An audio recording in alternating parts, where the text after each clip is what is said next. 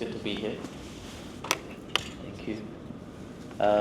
So as mentioned, this meetup is sponsored by Neo4j. So I have some history working at Neo4j, working on their graph database, GraphQL translation layers. And now I work in AI and build open source libraries for the ecosystem. So kind of bringing it full circle today, I'm going to give you a demonstration of what Neo4j is, and then how to use their MCP server locally. And then we're going to touch on a bunch of other stuff for your local dev environment. Let me just get through here. So what is Neo4j? Out of curiosity, who's using Neo4j at the moment? One. Your hand went up so quick. Do you mind if I ask what you're using it for? So we right now just using it for knowledge graphs and databases, but if we want to learn more about their MCP. What do you put in the knowledge graph exactly? So we are an tech startup, so we have information about students, their assignments, and their evaluations. So we use those to match students together and then compare students together to connect them or like come up with their study partner. That's pretty cool. So you take the grades, what they're studying, use the graph to figure out who's going to be friends. Nice. Cool. Thanks for sharing. Anybody else using Neo4j? Sandeep, right? Yep. Let me bring the microphone over. So we are using it for memories. We're working on a B2C solution that helps people convert either explicit data like emails, notes, and also implicit data, conversations, and other streaming data pipelines. Mm-hmm. Extract memories out of that, extract context out of it, and put it on a graph. What kind of like action items are you getting out of this graph when you read it? When we read it, we're getting different kinds of memory. Let's say long-term, short-term, semantic, working memory, episodic memory. Yep. So we're able to classify that and tag those. And then we are right now working on building relationships across, because you can meet the same person in 5 different scenarios, and you could know 5 people with the same name. How do you build relationships across each other, and how do you associate different nodes and different entities and different relationships? Why it's usable is we're trying to use that as a context map for different things that you do. For AI to become more effective in the future, context plays a key role, and individual context plays a much bigger role as it starts augmenting and becoming more autonomous. Okay, thank you so much for the answer. Okay, so I'm going to get started. Here's a graph, by the way, that I drew together using arrows.app, and later on I'm going to be showing you a MCP developer tool.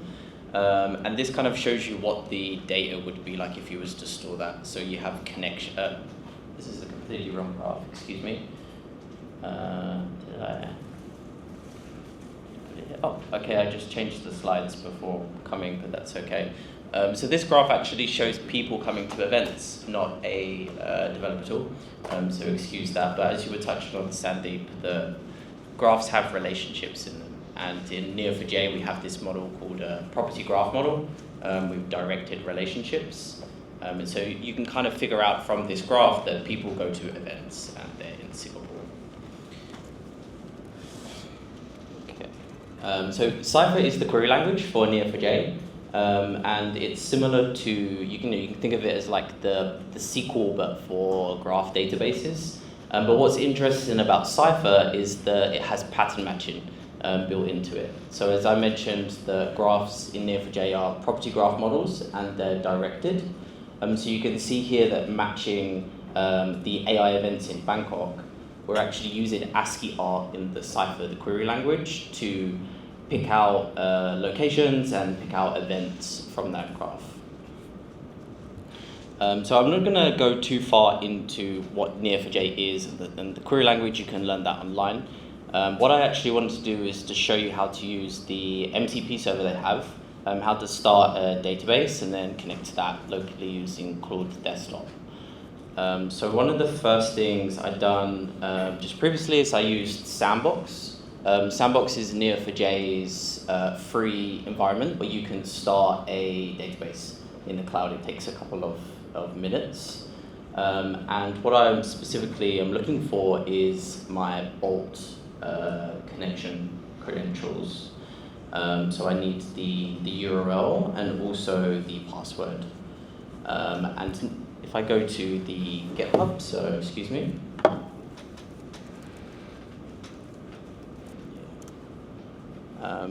Jason is at the back, by the way, so he's the developer relations engineer at Neo4j and knows everything about. So after this, just reach out to Jason. Sorry for putting you on the spot back there, Jason. Jesus, it's hot in here, isn't it? So they have a new one, I believe, and don't correct me if I'm wrong, but this is the one I'm going to be using for this demonstration. And I'm actually going to run it locally on my local machine. So you'll see that in the servers directory, there's a couple of servers there that you can use.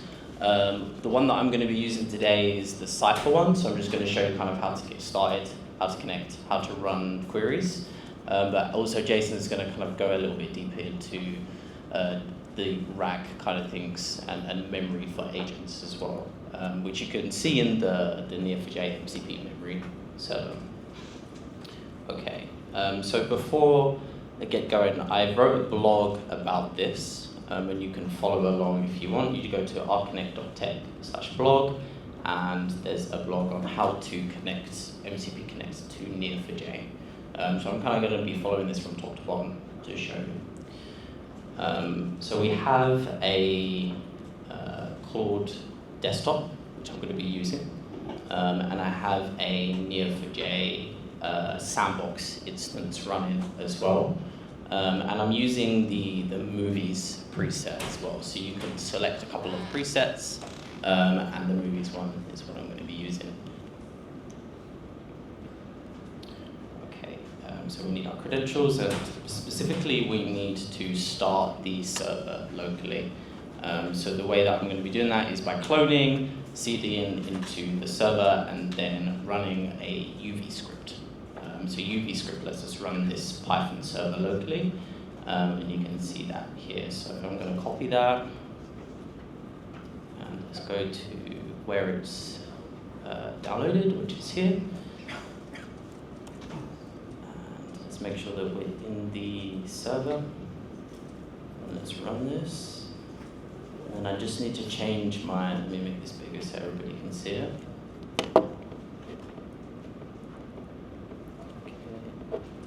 So I'm in the server, and I just need to change my password. So I will change this after, but if anybody can copy it very quickly, then feel free to. So my password's here. And the Bolt address. Let's change that.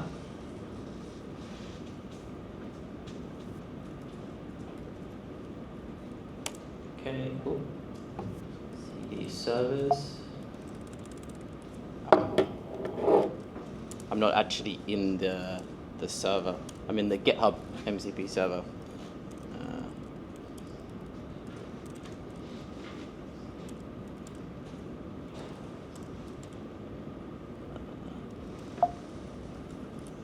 There you go. Okay. Cool.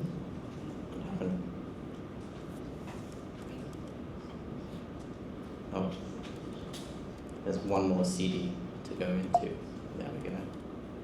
Okay, so if you got lost me there, I cloned the Neo4j MCP server, and excuse me, it's boiling in here. Is anybody else really hot, or is it just me dripping? 1 minute.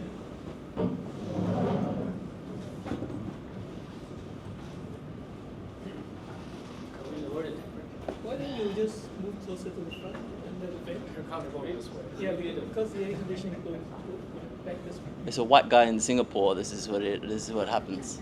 That's the weed direction. This part is better.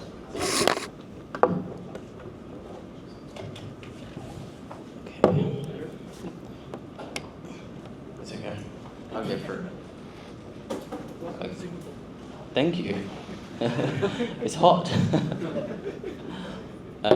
So what I was doing was installing the Neo4j MCP server locally, and I was having some issues running the UV script.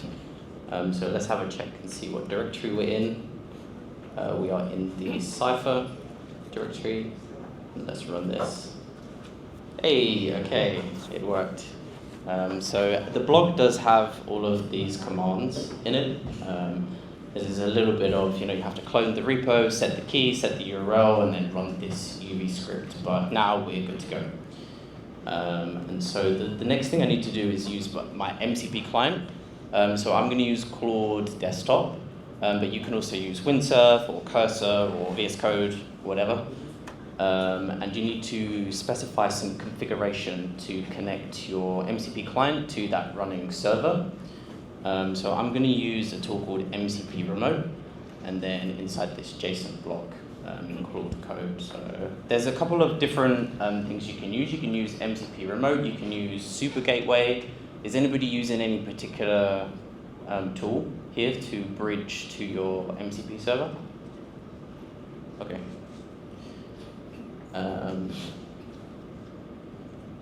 So here's Claude Desktop, and I'm going to come to the top left and click Settings, and then go to Developer, and then you can see that I was already trying to connect to Supabase before, but let's change this around.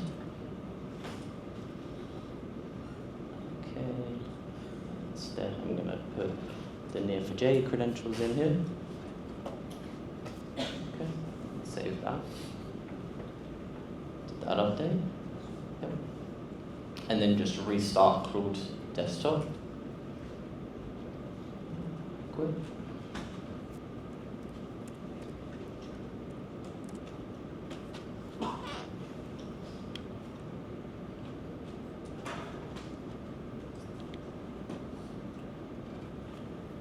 Takes a moment, just connecting. This position is much better for the AC. I'm getting blown as well. I think we're having some technical problems. Okay, cool. So now once I've restarted Claude Desktop, I can see that the MCP server is listed there, and I can go ahead and enable it. And then as part of this MCP server exposes 3 tools to us. We can read and write and get the schema from Neo4j. So now we have everything at our disposal to interact with Neo4j through the large language model interface. So let's ask it a question. Let's say what's in the DB. And it should be smart enough to look at those tools and know that there's a get schema tool, and there's also a query database tool. So it's going to go ahead and it's going to say, okay, I'm going to use that get schema tool. Will you allow me? Let's go ahead. And Neo4j is actually schemaless by default, but you can introspect the database and get, for example, like the type names, the relationship names, the properties, and so on and so forth. So that's essentially what's happened here.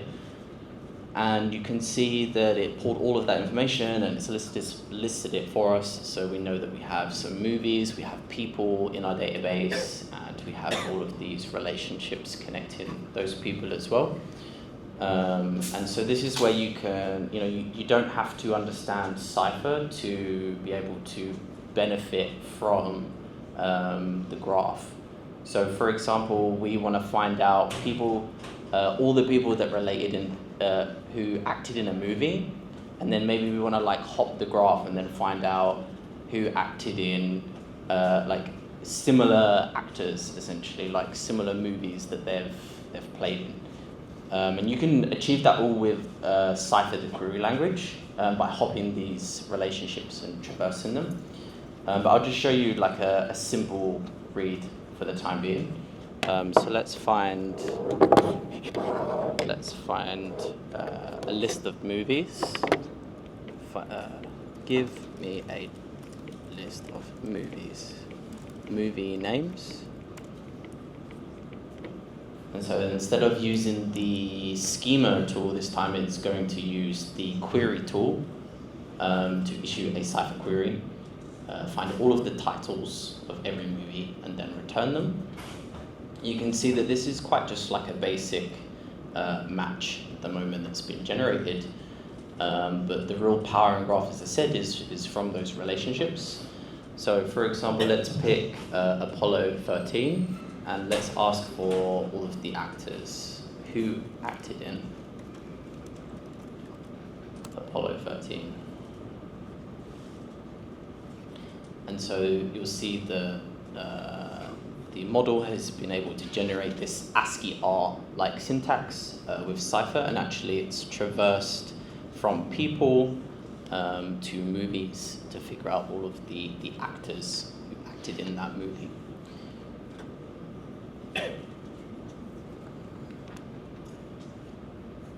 Cool. Okay, so that's like a very quick introduction to starting Neo4j with Neo4j Sandbox, getting your connection details, and then configuring Claude Desktop to interact with Neo4j.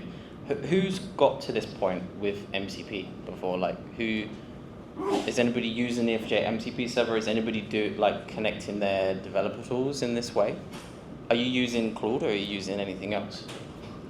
Right now we are pretty much using everything wherever it works. Everything. So try it out. Just trying it. I get that. Yeah. Is this approach new to anyone? It's not new to anyone. Okay, let's go. So one of the things, as I said, I do at the start of this talk is I build a bunch of open source stuff. So I wanted to share with you one of the tools that we've been building to make MCP development easier. And this is called MCP Connect. And it's running, actually let me just run it. It's running on my machine. It's running here. And it's also a CLI. So you can just type in npx MCP Connect /CLI, and then it will run this for you. And you can also just go to mcpconnect.rconnect.tech, and it will give you this free tool.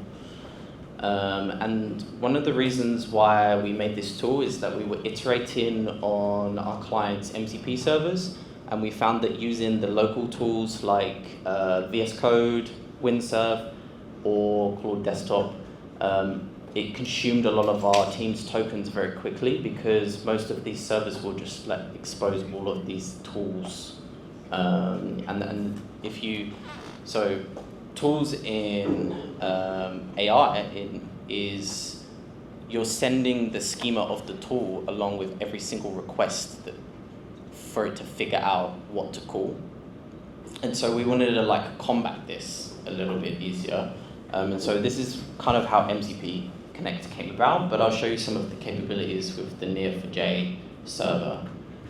So I want to connect to Neo4j, and I want to put the URL in, which is in my terminal. This is running on port localhost 55. Oh no, I lost it.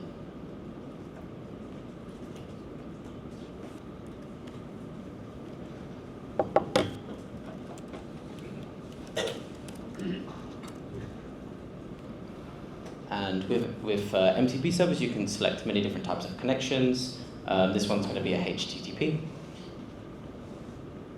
And you'll see here that the tools have been picked up from that locally running Neo4j server as well. And we are given an interface. We need to put in my AI provider. I probably shouldn't be doing this, but I have a key hidden in Slack.